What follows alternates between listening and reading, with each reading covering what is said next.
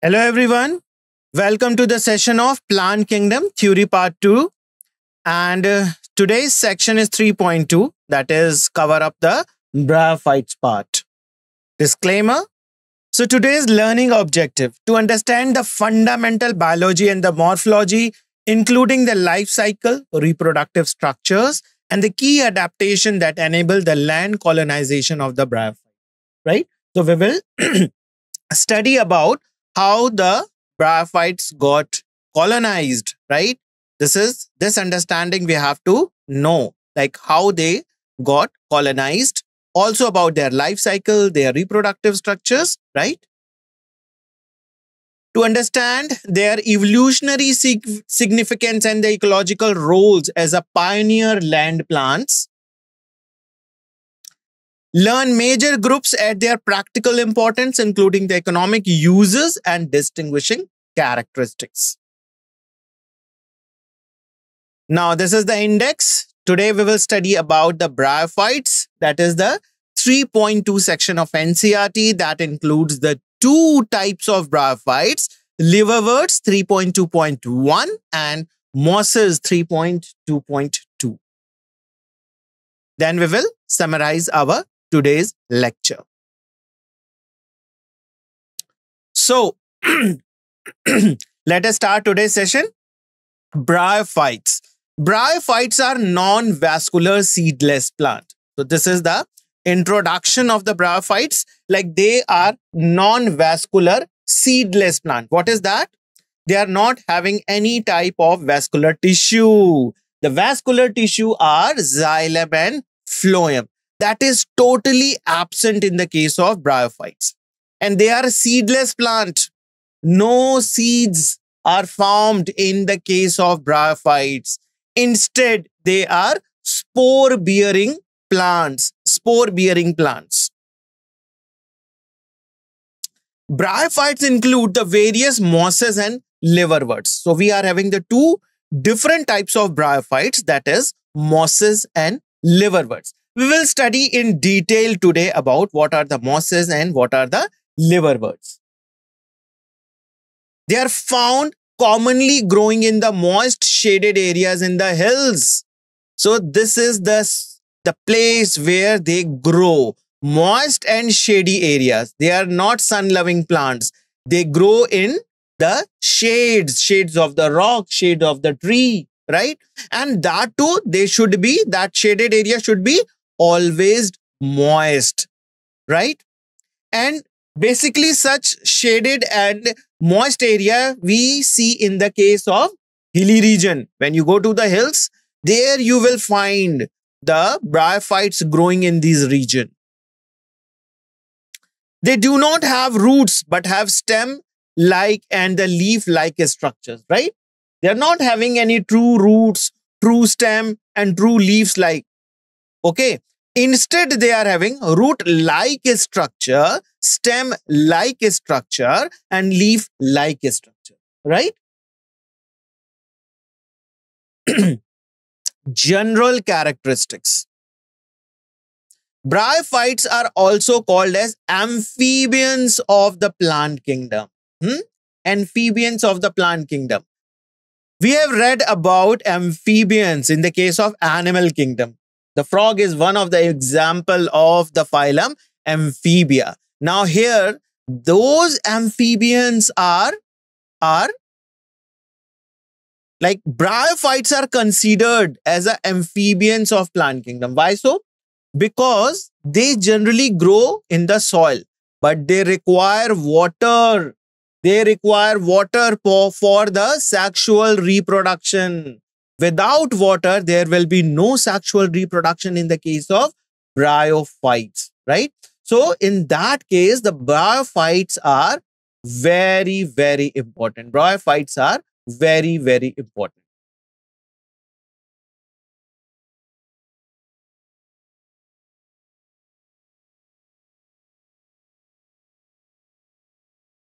These plants can live in the soil but are dependent on water for the sexual reproduction. They can live in soil, but they require what? Water for the sexual reproduction. So water is a very important factor for like growing of these bryophytes. Without water, they cannot survive, right? They cannot grow. They cannot increase their number. They can increase their number by the mode of sexual reproduction, right? So if the water is not available, then sexual reproduction will not be there. They usually occur in damp, humid, and shaded localities. Now, it doesn't mean that they are growing in the shaded areas. It doesn't mean that there is no photosynthesis taking place in that. Photosynthesis is taking place in the case of bryophytes because they do possess chlorophyll. They have chlorophyll. So if they have chlorophyll, they will do the process of photosynthesis. But they do not require direct sunlight. They do not require direct sunlight. You must have read about, like in the rainforest, tropical rainforest, you can see the different strata of the trees, right? And still at the base of the tropical rainforest, many plants are growing. Many plants are growing. They are doing the process of photosynthesis. They are green in color, right? So sunlight penetrate in the canopy of the leaves, but very little sunlight reaches to the down surface at the ground of the tropical rainforest. But that little amount of light is also sufficient for those plants that are growing at the base of the tropical rainforest. In the same way, the bryophytes that are growing in the damp, humid, and shaded localities, they require very less amount of sunlight, right? Direct sunlight they do not require, right? So, because they are very soft plants, and if the direct sunlight will come, all the water that is present in the soil that get evaporated. And again, there will be the scarcity of water, right? So that will affect the sexual reproduction. So water has to be always present there. So they usually occur in the damp, humid, and the shaded localities. They play an important role in the plant succession on the bare rock soil. Very important point. So there are the two plants. There are the two different types of plants that grow on the bare rock and soil. Bare rock means the rock is naked. There is no plant is growing on the surface of the rock. Now this bryophyte and one another plant that is called as lichens. Lichens. We have read about lichens yesterday. The association of algae and fungi that forms the lichens. Now these lichens and the bryophytes, they can grow on the bare rock surface, naked rock surface. They can grow there. Okay. Now when they grow there, what they do? They corrode the upper surface of the rock. So the particles of the rocks comes out. And also there is some decaying of the plants. The plant that is growing, that is the bryophytes and lichens, they decay there. In one season they grow and the next season they decay there. And some rocks particles are also corroded there. Now this surface is not suitable for growing further bryophytes and lichens. Now the new plants will come and grow on that surface.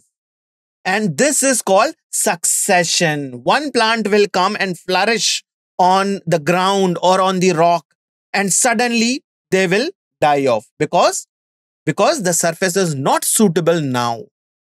Now the another plants can grow on that particular surface. They will grow, one or two generations they will grow, and later on they will again die, and again that surface not become suitable for that particular plant, right? So the third type plant will come and that will grow there. So this is called as plant succession, right? So these bryophytes are very important, as they are the pioneer plant, the first plant that can grow on the bare rock and bare soil. Okay. So this is a very important ecological importance of this particular plant. So here comes the plant body of the bryophyte is more differentiated than that of algae. Now, if you compare it with the algae, then what you find? You find that these plants, means bryophytes, are quite advanced than the algae. Algae are mostly aquatic. Hmm? They are found in the fresh water, brackish water, and marine water. We have read yesterday. But what about the bryophytes? Mostly they are found on the rocks, on the soil, and the soil that are quite humid, right? So they are more advanced than the algae. Plant body is thallus-like and prostrate or erect. Prostrate means the one that is horizontal to the surface of land, that is prostrate. And the erect one is the one that is like tree. The tree is standing erect on the land. And what about the ginger? Ginger is prostrate. It is running parallel to the surface of the land. So the plant body, bryophytes, the plant body look like thallus. Thallus means the plant is not differentiated into root, stem, and leaves like structure. And they are prostrate. Some are prostrate, running parallel to the land surface, or sometimes it is erect. So your liverworts are prostrate, and your mosses are erect.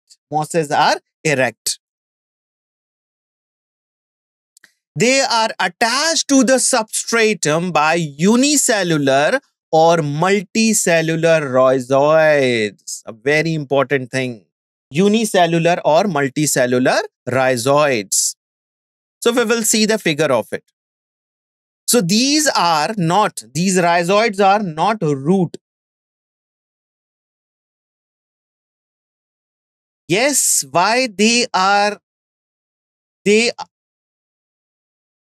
not having the true leaves. If you see the structure of leaf, what you see?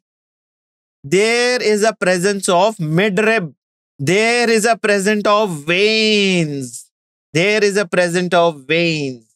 And the first thing we talked about the bryophytes, that is, they are non-vascular plants. Phloem and xylem tissues are absent. And what is present in the midrib of the leaf? Vascular bundle. But these plants are not having any vascular bundles, right? So the leaf is not true. It is not a true leaf. That is why we can say that it is a leaf-like structure. Okay? If they are having true leaf, then there must be midrib and veins. Right? Okay. So we will talk about more when we'll come to the individual plant, that is the liverworts and mosses, about the prostrate and erect. Okay. They serve as anchor attaching to the plants to the substrate. Now these unicellular and multicellular rhizoids, what these structures are? These structures are the thing that anchors to the soil. It go deep into the soil. They go deep into the soil and they are attaching to the surface. So they are forming the attachment to the substrate, right?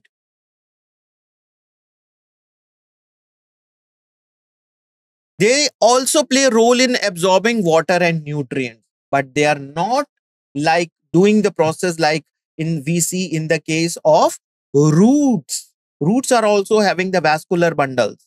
They absorbs the water and they conduct the water. Now here, there is no conduction of water, but yes, they can absorb water. They lack true root, stem, or leaves. Very, very important point. They may possess root-like, leaf-like, and stem-like structure. So here the rhizoids are what? Root-like structure. They are root-like structure. So here you can see these are the rhizoids. These are the rhizoids. And these rhizoids are what type? Unicellular rhizoids. You can see unicellular rhizoids. And here in the next figure, multicellular rhizoid. These are the 1 cell, 2 cell, 3 cell, 4 and 5 cell. Multicellular rhizoids. So in some plant, the rhizoids could be unicellular, but in some that could be multicellular. Okay. Gametophyte as the main plant body. Now this is the very, very important point for the bryophytes. Let us understand this. The main plant body of the bryophyte is haploid. What is the meaning of haploid? Haploid means half chromosome number. Half chromosome number that is represented by N number. N, right?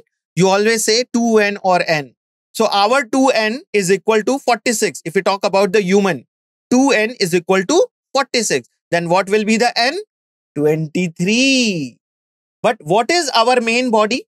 Diploid. Our main body is diploid. It is not haploid, right? So this is the major difference between the bryophytes and other higher plants. You compare with the higher plants are diploid, but this bryophyte is haploid. And what is haploid? Another name, gametophyte. When there is a formation of gametes, the gametes are always haploid. The gametes are always haploid. So here the gametophyte term is coming. The main plant body is gametophyte, right? Why? Because they are haploid. They are haploid. If we talk about the algae, then some of the algae are haploid, some of the algae are diploid. Yes, some of the algae are diploid. They show diploid body, and there is a formation of gamete as a haploid. But some algae, main plant body is haploid, and the diploid structure is only what? Zygote, right?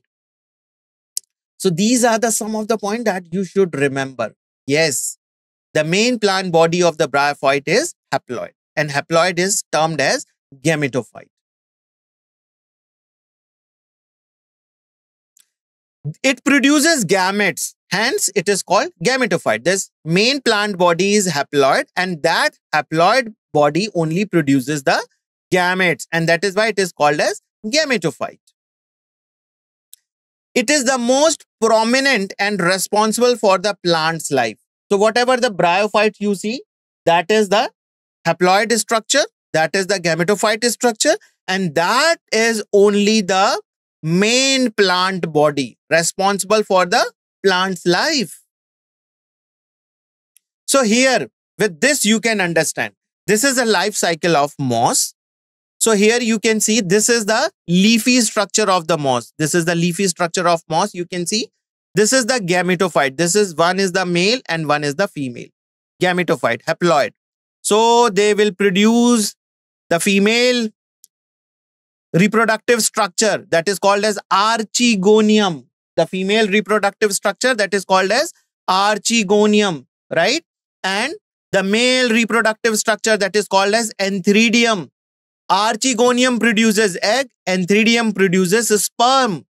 And when there is availability of water, this sperm move and enter to the archegonium. So here you can see the archegonium. When the sperm enter inside this archegonium, fertilize the egg, what is formed? Zygote.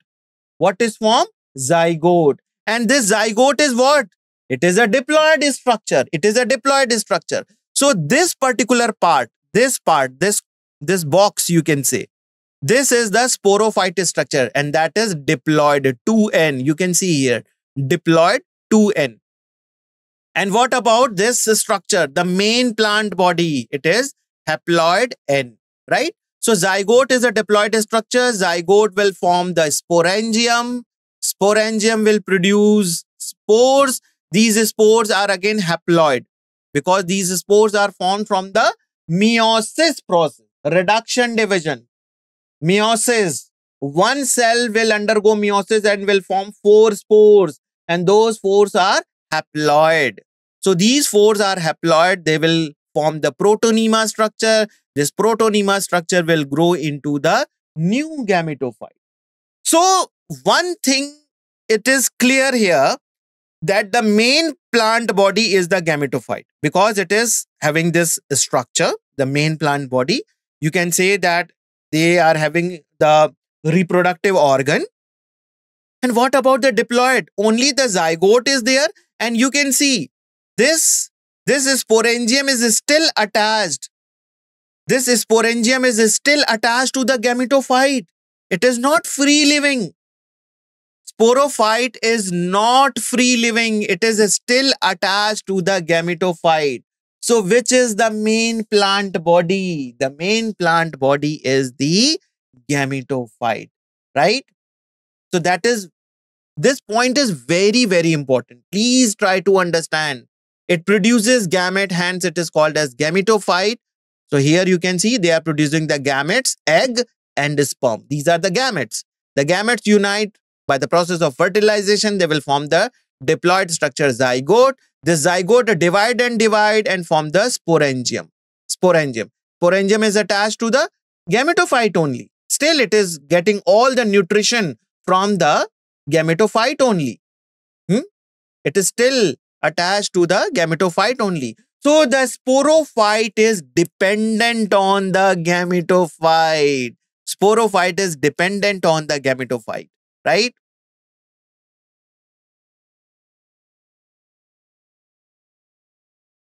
Sexual organ in bryophytes. The sex organs in bryophytes are multicellular structure. They are multicellular structure. The male sex organ is called as antheridium. This is the name of the male sex organ, antheridium. And the female is called as archegonium. The male produces the biflagellate antherozoid. Sometime it is asked in the examination.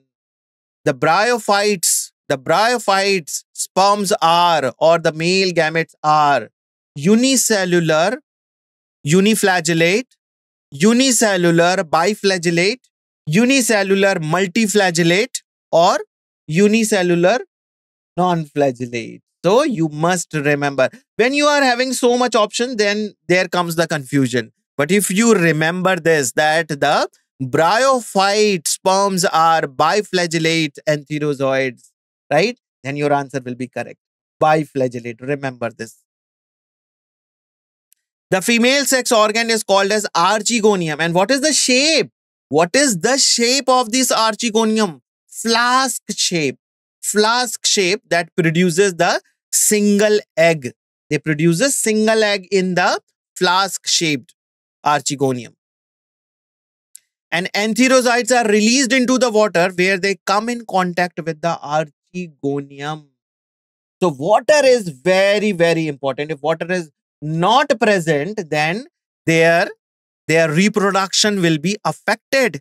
So here you can see the clear-cut diagram of the bryophyte's reproductive organ. Here you can see this is the male reproductive structure, archegonium. The female one, the female archegonium, and this is the antheridium, right? An antherozoid fuses with the egg to produce zygote. Antherozoid fuses with the egg and they produce zygote. When there is a union of male and female gamete, okay? The female is egg and the male is the biflagellated antherozoid. So when they fuse together, they will form the zygote structure. So as it forms the zygote, that is the sporophyte structure. That is the sporophyte structure. Zygote do not undergo reduction division immediately. It do not undergo reduction division immediately. They take a rest for some time and then they start dividing. These small points are very important, that this zygote do not undergo reduction division. Sometimes it can be asked like which of the following statement is correct regarding the bryophytes. So there they can write that zygote divide immediately after its formation. So that statement will become incorrect. So in that respect, this statement is very, very important. Zygote do not undergo reduction division immediately. It undergo for a rest time, and then it divide and redivide and form the sporophyte structure, right? So they produce a multicellular body that is called as sporophyte. Sporophyte is not a free living. It is not a free living, but it is attached to the photosynthetic gametophyte. Still, the gametophyte structure is there, and this sporophyte is attached to the gametophyte for its nourishment. Gametophyte can do the process of photosynthesis. They are green, right? They can do the process of photosynthesis. And they can provide that nourishment to the developing sporophyte. In bryophyte, mosses, liver, and hornworts. Actually, the bryophytes are three different types. You know mosses, you know liverworts, but you do not know about the hornworts. Hornworts, like the sporophyte is like a horn of an animal. But that is not in your syllabus. So you will study about mostly mosses and liverworts only, right? The sporophyte is indeed a parasite on the gametophyte because the sporophyte cannot make its own food material. So whatever the food material is present in the gametophyte structure, they take all the nourishment from the gametophyte. So we can say that sporophyte is a parasite on the gametophyte. Very, very important point for the bryophytes. Here you can see this structure. See this structure. This is the mature sporophyte. This is the capsule structure. Okay. There is a food. Now this stalk-like structure is called as seta. We will study about it. This is sporophyte. Okay. And this is the sporangium. Inside this, there is a sporangium. In the capsule, there is a sporangium in which the spores are produced. Now this whole structure, they require nourishment for the developing spores in the sporangium. From where they are getting the sporangium? This leafy structure, that is the gametophyte, haploid structure. That is providing nourishment to the developing this sporophyte structure, right?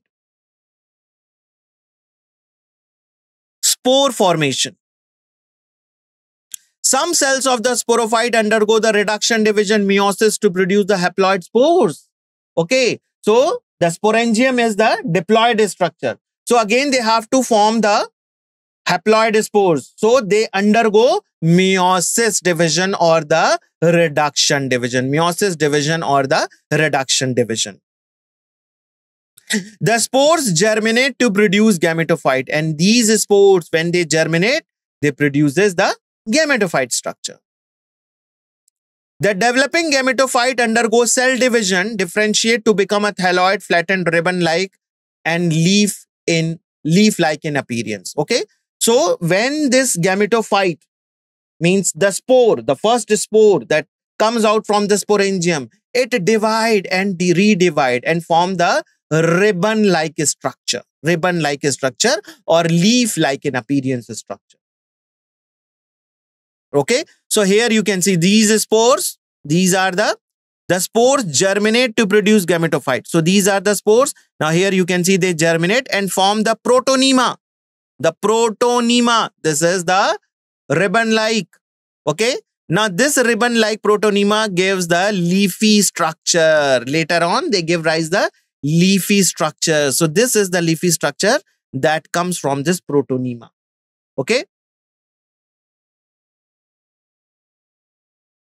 Economic importance of bryophytes. Bryophytes are very, very important. Now we will see that.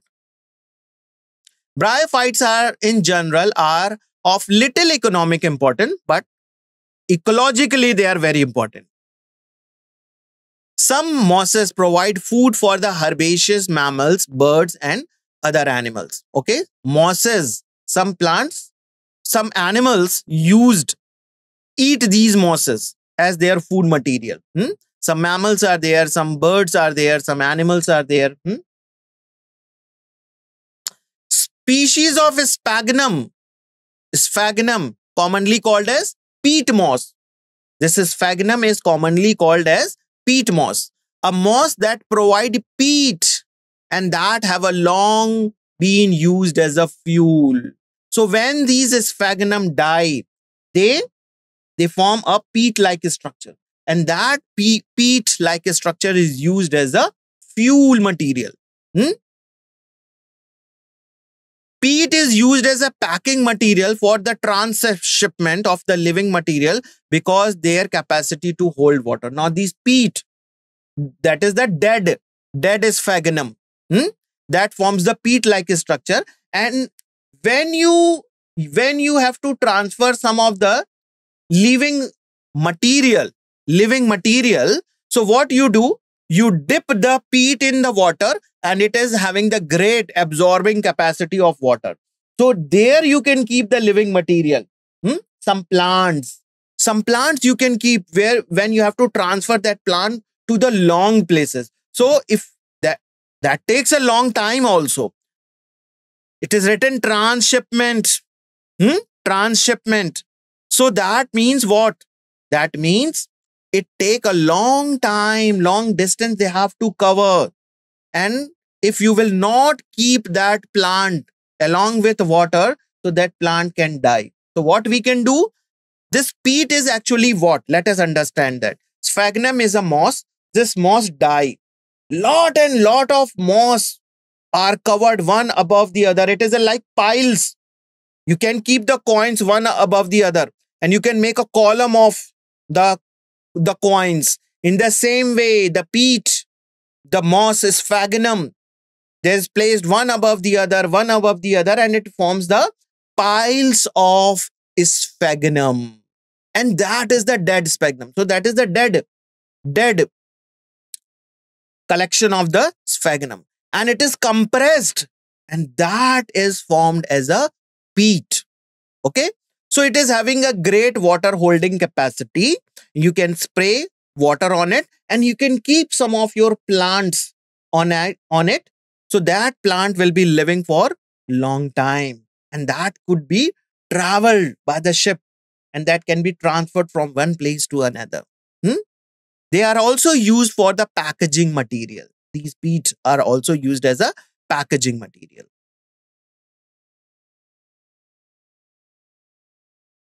Mosses along with the lichens are the first organism to colonize on rock. This we have already discussed, right?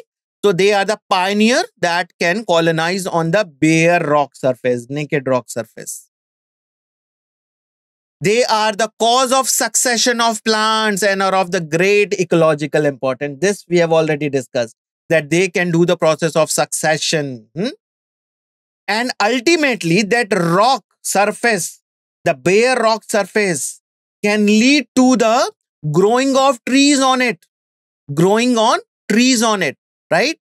So that type of succession is called xerozer. That first of all, what happened? The bare rock surface will be there. The lichens and moss will grow there. The lichen moss will be eradicated. Then some ferns can come and grow there. Then ferns will also eradicated because the condition is not suitable for them. Then some herbs, angiosperms, herbs and shrubs can grow. And later on, a big soil can grow on it.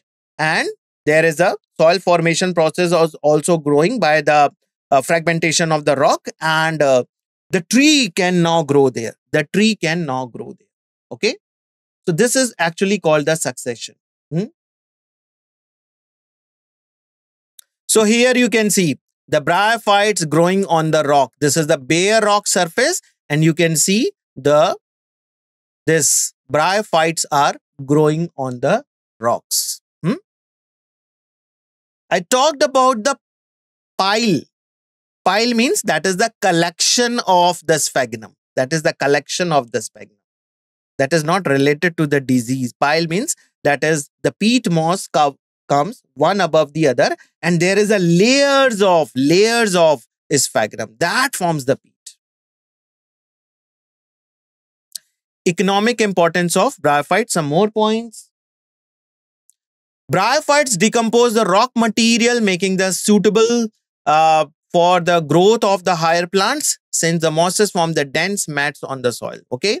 So they also make suitable for the growth of the higher plant because the soil is there. Okay. They form the soil. They are helping in the formation of soil.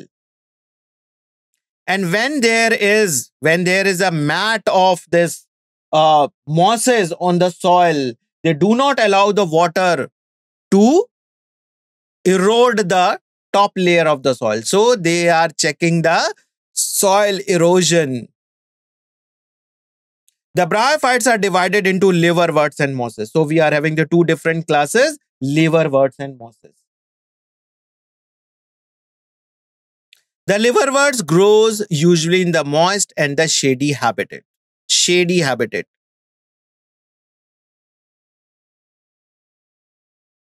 These habits can be banks of a stream, marshy ground, damp soil, bare of bark of tree, and deep in the wood. So you can see where these liverworts are growing. Why they are called as liverworts?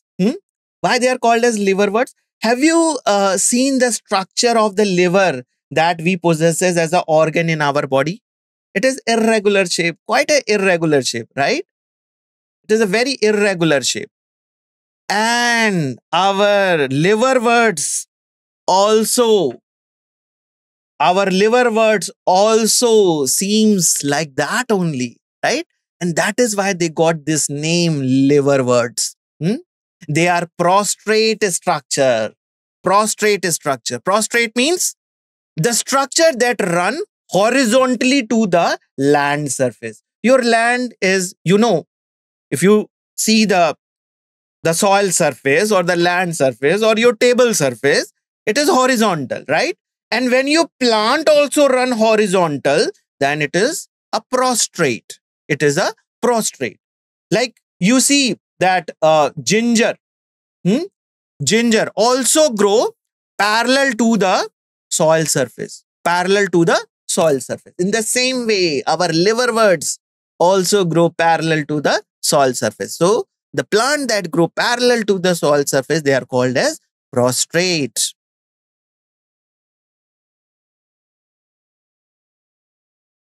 The plant body of liverwort is thalloid, not divided in the true root, stem, and leaves-like structure. An example is Marchantia.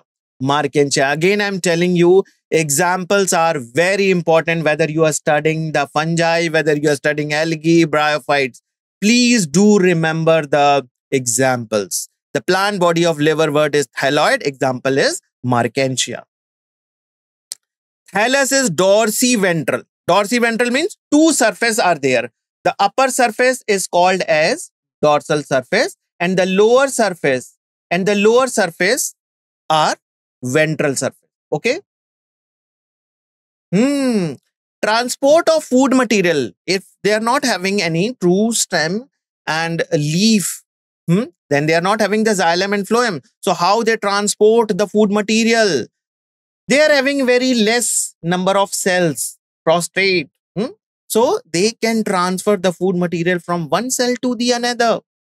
And in that also, all the cells are capable of making the food. And that food could be transferred to the surrounding cells.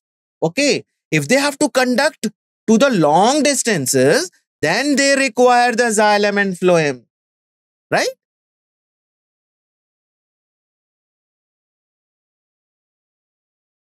So the leafy members have tiny leaf appendages into the two rows on the stem-like structure. But if they are leafy-like structure, if it is thalloid, then it is okay. But if they are leafy, then the leaf-like structures are present in the two rows.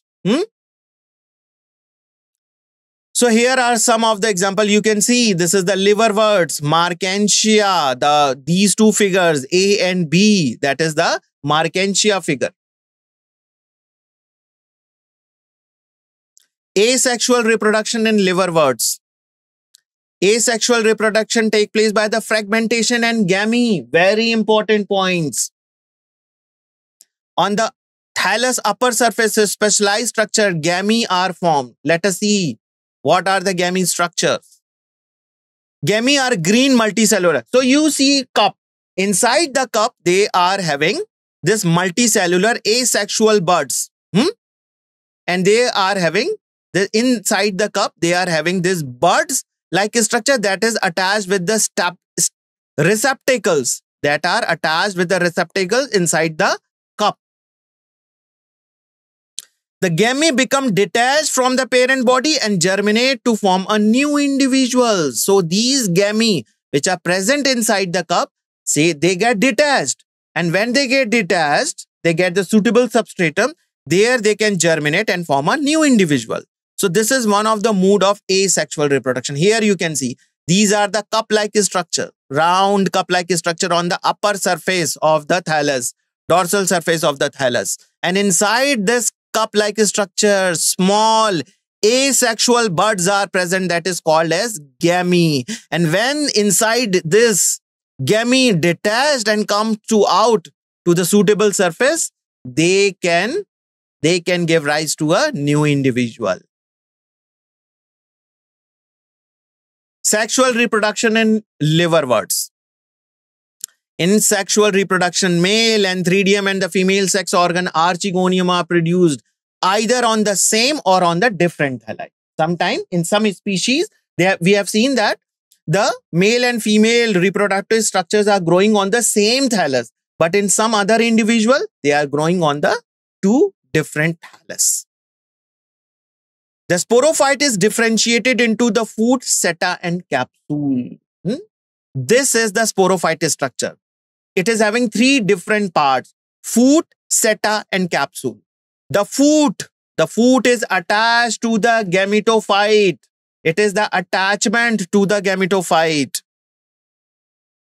After meiosis, now where the meiosis is taking? Inside the capsule. Inside the capsule, there is a sporangium, and in this sporangium only, the meiosis is taking place. Spores are produced, right? The spores germinate to form the free-living gametophyte. And when these spores are released into the environment, they germinate and form the free-living gametophytes. This is the structure of antheridium and archegonium. We have already seen. Now we will talk about the mosses. Okay, liverworts we have studied. Now we will talk about the mosses. The predominant stages of the life cycle of mosses is the gametophyte, which consists of two stages. Gametophyte, we see two stages. First one is the protonema stage. Protonema stage comes when the spores germinate and form the multicellular structure. It develops directly from a spore. Spore germinate and it gives rise a multicellular structure that is called as protonema. It is a creeping, green and branched and frequently filamentous stage. It is a filament-like. It is having a filament.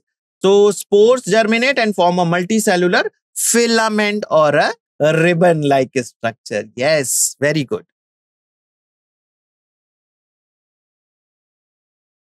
Leafy stage. Now we have already told, here I told you that they consist of the two stages. In the gametophyte, they are having the two stages.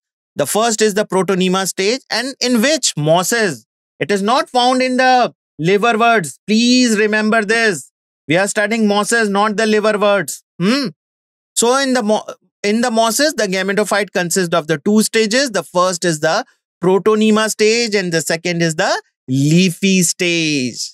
Now this leafy stage, when it comes from the secondary protonema.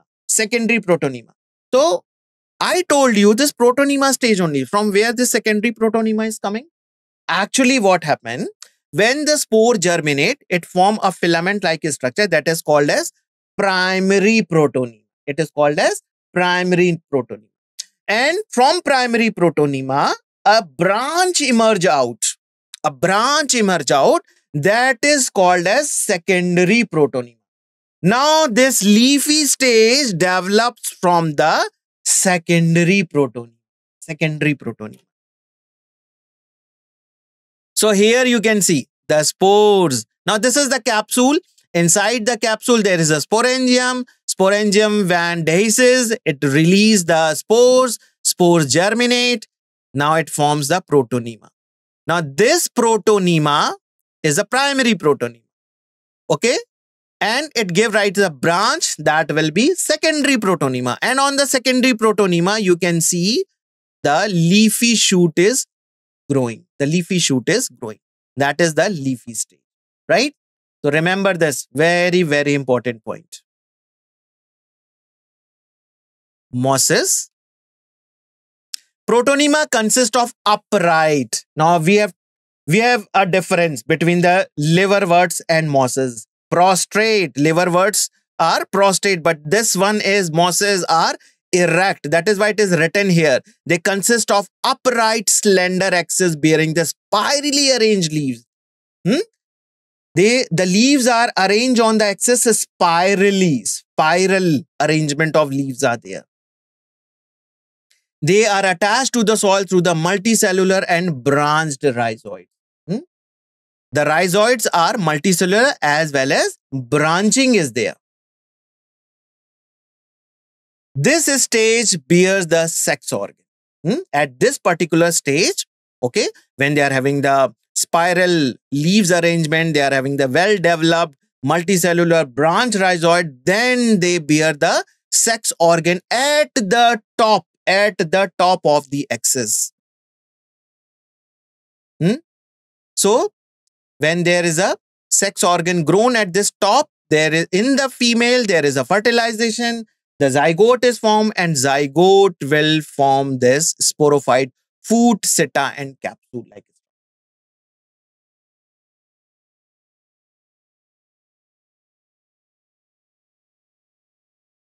Vegetative reproduction in mosses is by the fragmentation and budding in the secondary protonema. Sometimes there is a budding that is coming out from the secondary protonema. It gets detached. It gets detached from the secondary protonema and it can give rise a new plant.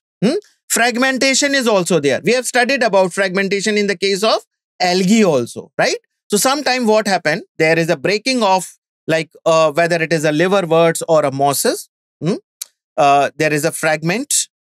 The plant is detached and that can give rise a new plant. Each piece will grow as a new plant. Sexual reproduction. The sexual organs are antheridia. Male sexual organ, antheridia. Female sexual organ, archegonia. Sex organs are produced at the apex of the leafy shoot. This I told you. They are where they are growing, these sex organs. They are growing at the apex of the leafy shoots of mosses. In the case of mosses, they are growing at the apex. After fertilization. So how the fertilization takes place? These archegonia are flask-shaped. Antheridia releases antherozoids. How many flagellates? 2 flagella. That is why they are called as biflagellated structure. So biflagellated structure, okay, sperm enter inside the archegonia, which is flask-shaped. There is one single egg and it fertilizes that egg. That is zygote, right? So zygote develops into the sporophyte consisting of foot, seta, and capsule. Foot is structure that attached to the gametophyte. Seta is the stalk-like structure and capsule is the main structure in which the sporangia are there, in which the spores are present or the spores are formed. And how the spores are formed? By the process of meiosis, reduction division. Meiosis, that is the reduction division, right? The sporophyte in mosses are more elaborate than the liverworts.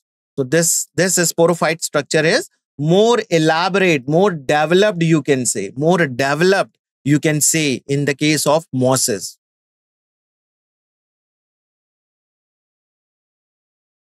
So this is the sporangium present inside the capsule. The sporangium is present inside the capsule and that is inside the meiosis. It is taking inside the sporangium only and the gametes are like these spores are produced, not the gamete, spores are produced.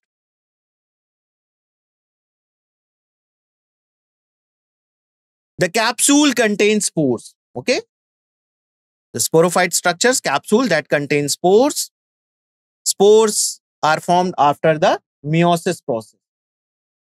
And these mosses have an elaborate mechanism of spore dispersal. Now, this capsule, they are having teeth-like structure. And when they become very dry, the teeth comes out with a noise. It opens with the noise, and all the spores that are formed inside the sporangium, they come out with the force and spread in the environment. Common example of mosses are Funaria, Polytrichum, and Sphagnum. These are some of the common examples of mosses.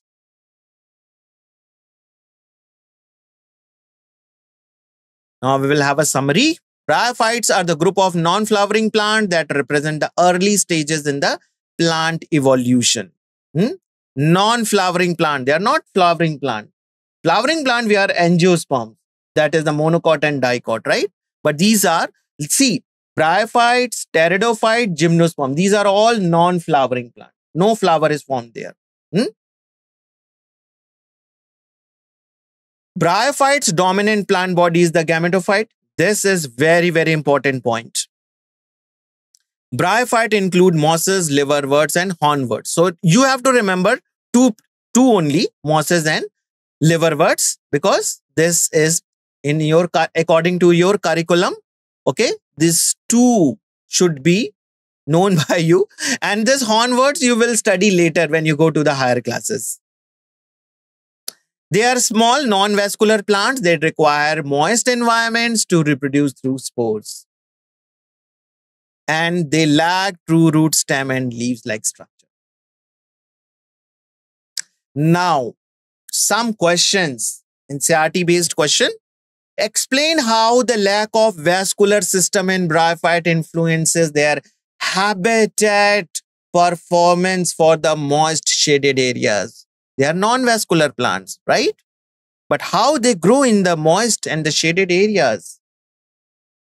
So the answer is this. Bryophytes lack true vascular tissue. They do not have any xylem and phloem, right? So they can't transport water efficiently throughout their body. They cannot transport water efficiently as we see in the case of pteridophytes, because pteridophytes are the first vascular plants, right? So they can conduct water, but these bryophytes cannot. They are not having xylem and phloem, right? So they cannot conduct water like pteridophyte, gymnosperm, angiosperm. Must absorb water directly through their surface. Then how they are absorbing water? They are absorbing water through their general body surface. They can absorb water. But water should be available. Water should be available. Need constant moisture for the survival and reproduction. So there is no conduction of water. So that is why water should always be present in their surrounding environment. And that is why they are growing in the moist, shady places, damp places. Can't grow very tall due to the limited water transport. This is again one of the reasons they are not growing to a great height. The plant body is not tall. And in the case of liverwort, it is a prostrate only. Prostrate. Why they are prostrate? So that they can absorb more and more water from their lower surfaces. Okay. And in the case of mosses, they are leafy, but their size is not so tall. Their size is not so tall. Yes.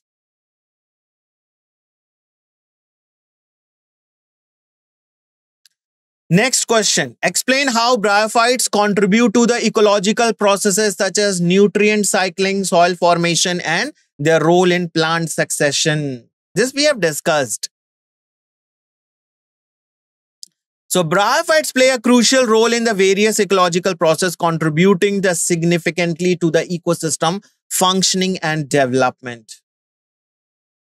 First, nutrient cycling. They are helping in the nutrient cycling, absorb nutrient from the rainfall and atmospheric deposition. release nutrients gradually through their decomposition. Second, soil formation. Break down rock through the physical and chemical weathering. There is a weathering of rock, so they are helping in that, creating microhabitat for other microorganisms. So these microorganisms releases chemicals, and again they are helping for the breaking of rocks into pieces. Plant succession among the first colonizer of the bare surfaces. They create condition for other plants to establish. So in this way, they are helping in the plant succession. Keynotes. The main plant group, mosses, liverworts, and hornworts, need water for the sexual reproduction. Gametophyte is the dominant generation. Sporophyte depends on gametophyte. And pioneer species on the bare rock surface. So here are some interesting questions you can solve with your own. Compare and contrast Antheridia and Archegonia in bryophytes, emphasizing their role in the sexual reproduction. You can solve this question with your own, right? Second question, how do bryophytes disperse their spores? You can find out these questions. Compare and contrast the method used by the different bryophytes group, liverworts, mosses, and hornworts. So this is all about today's session. Thank you very much for attending today's session. We will meet again tomorrow, same time. So thank you very much.